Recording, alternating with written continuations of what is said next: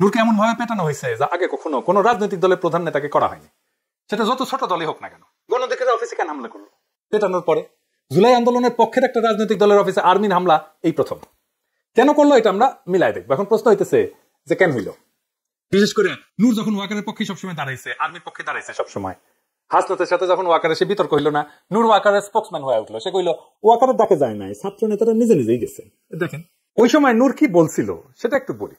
মানে আর্মিরে পাম দিয়া নূর বলছিল 5ই আগস্টের অভ্যুত্থানে সেনাপ্রধান ওয়াকারুজ্জামান গুরুত্বপূর্ণ ভূমিকা রাখছিলেন। 90 স্বৈরাচার এরশাদকে যেভাবে তৎকালীন সেনাপ্রধান নুরুদ্দিন খান জানাই দিয়েছিলেন, মিস্টার প্রেসিডেন্ট আপনাকে ক্ষমতা ছাড়তেই হবে। বর্তমান সেনাপ্রধান ওয়াকারুজ্জামানও কিন্তু শেখ হাসিনার আত্মীয় হইয়াও তাকে 4ই আগস্ট জানাই দিয়েছিলেন, প্রধানমন্ত্রী আপনাকে ক্ষমতা ছাড়তে হবে।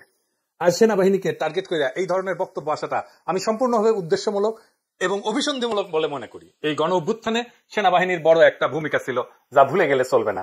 সেনাবাহিনীর দিছে ওরা শান্টিং, এখনো এটা শান্টিং ভুলে গেলে এখন হয়। আমি ভিডিও দেখি, শুনেন। সেনাবাহিনী এই ছাত্র জনতার গণ অভ্যুত্থানের শুরু থেকেই আমাদের সাথে ছিল এবং তাদের ছাত্র জনতার পাশে এসে দাঁড়ানোর ফলেই এই আন্দোলন চূড়ান্ত রূপ পেয়েছে এবং দেশপ্রেমিক সামরিক বাহিনীকে সেজন্য আমরা ধন্যবাদ জানাই।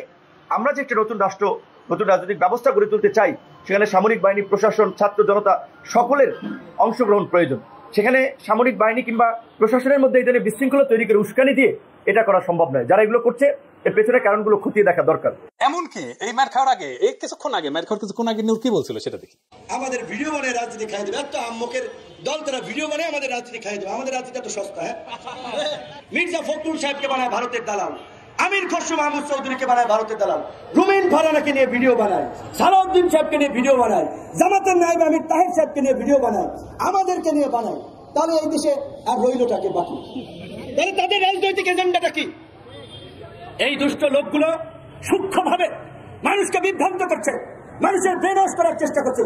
তারা অলিয়া উলিয়া দেখবেন মাঝে মাঝে ইসলামী লাইনে দু একটা কথা বলে, দু একজন হুজুর মাদ্রাসার ছাত্রদের পক্ষে ফেসবুকে স্ট্যাটাস দেয় তাদের ফেসবুক রিচটা, ভিউটা ঠিক রাখার জন্য।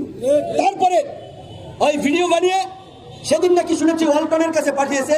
এই যে নতুন আরেকটা টাউট দোকান খুলেছে বাংলা এডিশন নামে, সে চালায় নিউ ইয়র্কে উবার, সে এখানে 1.5 কোটি টাকা খরচ করে আপনার লা মেরিডিয়ান হোটেল, লা মেরিডিয়ান 5 স্টারে বাংলা এডিশন নামে ধান্দাবাজির নতুন দোকান খুলেছে। জাতীয় পার্টিকে কিন্তু এখন পর্যন্ত নিষিদ্ধ করা ওইভাবে যায় নাই। কিছুক্ষণ আগে বন্দুকলা গাড়ি দেখেছেন না, এখান থেকে টহল দিয়ে গেছে। তারা ভেবেছে আপনারা যদি জাতীয় পার্টির কার্যালয়ের দিকে যাত্রা শুরু করেন, সেই জন্য বন্দুকলার একটা টহল দিয়ে গেছে। তারা জাতীয় পার্টিকে বন্দুক দিয়ে পাহারা দেওয়া হচ্ছে। জিএম কাদেরের বাসা উত্তরা, এত জায়গায় মব হইল, ওইখানে তো কোনো মব হইল না। এই যে তারা মবের পালোয়ান, যারা মব বিভিন্ন জায়গায় ফাটাইলেন, ওইখানে কেন ফাটাইলেন না? আবার সিলেক্টেড মব করছেন, ফায়দা নেওয়ার জন্য, ধান্দা নেওয়ার জন্য অনেক জায়গায় মব করা হচ্ছে।